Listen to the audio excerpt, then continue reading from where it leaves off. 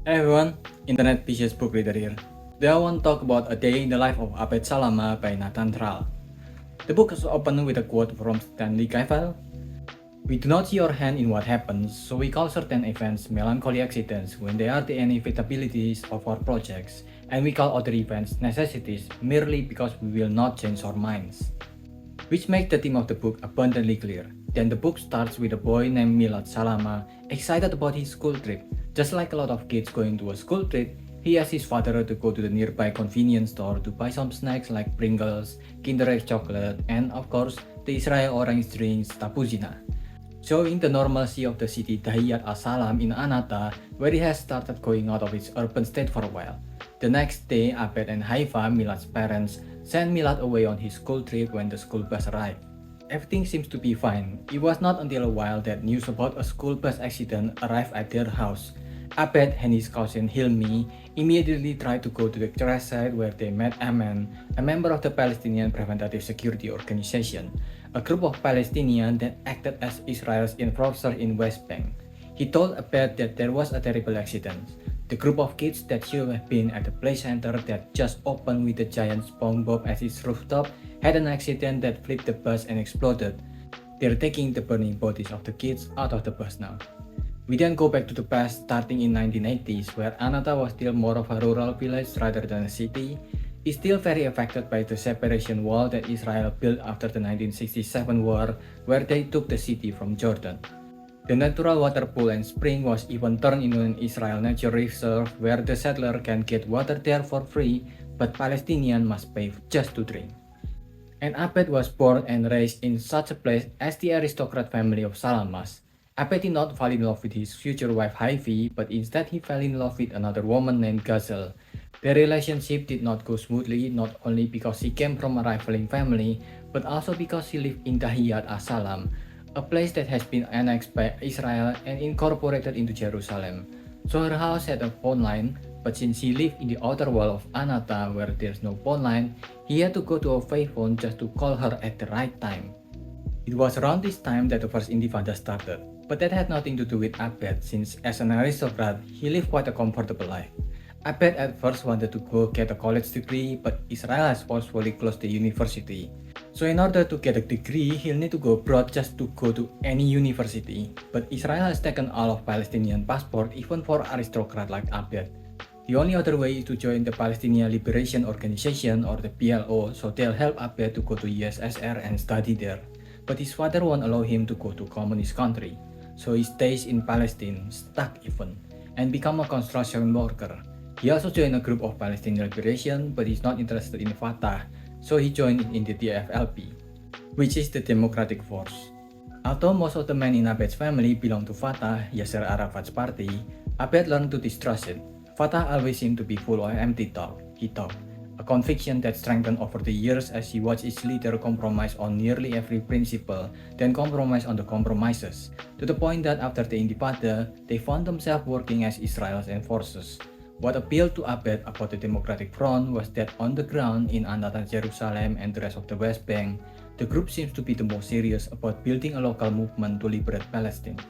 He stays in the organization trying to stealthily recruit members since during this time Israel banned any form of resistance, whether they're peaceful protest or armed resistance. It is the closest our world has ever got to George Orwell 1984. He stays in the organization, avoiding any traps set by Israel to capture resistance until he becomes its leaders. Unfortunately for Abed, since he's now the leader, he becomes quite known to the Israel after a while, and they finally send a Sabak, the Israel plainclothes intelligence service, where they tortured him using method known as Shabi, where a filthy putrid sack was placed on his head, and then they tied his hand and stretched it to the ceiling until only his toes are barely touching the ground. A torture method that is currently still banned to use on war prisoners. And then after the interrogation was finished, he was sent to prison without trial. He spent most of his later day on Israel's largest prison, Ketziot, where the temperature dropped below freezing at night. After 6 months, he was released, and after his release, he was given a green-colored ID card to make it easier to identify him and treat him as less than human with less rights compared to ID with different colors like blue. The ID card will later involve more civilians, even those without any political affiliations, where every Palestinian needs permission to enter, live, or stay in any place, even if it's just to visit friends and families or just a holiday in general. It has fully become a state where Big Brother is watching. A lot of people even try their best to give birth on a hospital inside the wall instead of the one from the outer wall, not because the hospital inside the wall is safer, but because it'll give the baby better caller ID and a chance at a better life. And in such a state where he just lost everything, Abed was refused to marry the love of his life Gazelle merely because he is from a rival family, blinded by pain, insecurity, and ego. When the choice to marry another woman comes, he took it and he got married to Asmahan. And because he married a person he did not love in a desperate situation where he don't know where his life will go on, he'll continue to make decisions that he'll regret for his entire life. The story continues until he married Haifa, then got a divorce from Asmahan, and finally the birth of his second son Milan. Then the book moved to other characters' life. Huda, a female physician who returned from her medicine study in Russia and Norway, and have her life goes through many turmoil after returning with her children to have refugees in her home country, Palestine. Then it ends with various testimonies from people involved in the bus accident, whether it's from first responders, bystanders, or the very last response from the people that should have helped, its victims, and many others. Then it concluded with the aftermath of the incidents. The bus accident, the people, and the history depicted in the book are based on a true story. The book even have tons of sources. It combines the best part of autobiography and the best part of historical storytelling and grounded the number and data that has skyrocketed today to not only make them more digestible but also give it a more personal touch so we can more clearly see that before the current war there are lives that are lost and is still losing due to the ongoing attack. It also showcases the history of the apartheid that are often not shown in news and even history. For example, there's the separation wall that is reminiscent of the Berlin Wall, the taking right of the people just to get water and phones, the way they try to separate Palestinians from the inside by giving power to groups like the Palestinian Preventative Security Organization, which is said to counter groups of extremists like Hamas, but on a day-to-day basis, mostly act as a corrupt organization that bullies the civilian of Palestinians, a spy within their own people that can report people based on no evidence either to reduce power from a non-Palestinian or if there's a really pretty woman they wanted to get to know more along with the Zionists. Israel also took away education and passport from the outer wall citizens by closing universities and taking away passport from every citizen, where even an aristocrat like Abed are incapable of going out of the country just to get higher degree of education without accepting direct help from other countries. And even then, that's from the Soviet which no longer exists, turning Palestine into even more of a dystopian than the Soviet that is the basis of George Orwell 1984. The education there also got worse and worse because school like high school is even hard to get. That is because every construction was made to go against them. He devised a system of underpasses and circuitous routes for Palestinian villagers who were barred from accessing the settler highways cutting through their lands. These were given the benevolent sounding name of Fabric of Life roads. In private, Israel officials called them something more honest. Speaking to the US ambassador in Tel Aviv, who summarized the conversation in diplomatic cable, Israel's deputy defense minister referred to them as apartheid roads. And more than anything, from this book, we get to see the people who live there as people. From Abed's life and the people he encountered, we get to see them as flawed human beings struggling to live just like us.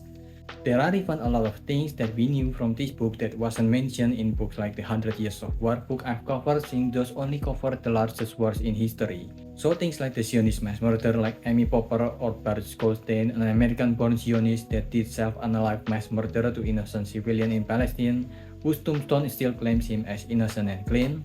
Then there's also many operations like Biur Chametz in 1948, where the Zionists openly compare the Palestinians with leftover food that needs to be burned. There's also the varieties of life as a refugee camp that become more and more common to experience if you're a Palestinian, and many other difficulties that the Palestinians have to tackle in their day-to-day life as the target to be eradicated from public consciousness. And as a result, managed to show that Palestine, just like other countries, are mostly filled with civilians. They're not just Fatah and Hamas. Seeing all these Palestinians as just this small group is just like if you see all of Americans as KKK. Huda attributed his moderation to his childhood in Haifa with his Muslim, Christian, and Jewish population living side by side. Huda is grown up on the story of Haifa. The Daburs came from Wadi Nisnas, a neighborhood between the port and the terrace garden of Baha'i shrine on the slope of Mount Carmel. On the Sabbath, when Jews are forbidden from performing various everyday tasks, Buddha's family would go to their Jewish neighbor to turn on the lights or the heat. Some people there want to fight for their countries, some people just want to stay quiet and hold their head down as long as they can have their livelihood. Some people are even willing to sell their neighbors as long as there is something they got in return. And some of them make mistakes and learn from regret, and some refuse to learn and lost their humanity along the way. But all of them face difficulties living there. But despite all those restrictions, the city of Anata and the people of Palestine still close, even managing to turn the village into a city. The frustration of not managing to turn Palestinians into a more subhuman using many of their current methods then culminate into the violence that we see in the current genocide that makes the bus accident tragedy into a minute-by-minute ongoing tragedy. The book can be a hard read because of the hardness of life there, but it's one of the best reads you can get to educate yourself in the culture and condition of life in Palestine. I barely covered half of the book. It is as heartbreaking as it is eye-opening. I give this a 5. What do you think? Are you gonna read it? Did I miss anything? Leave your thoughts in the comment below and subscribe to the channel. That's about it.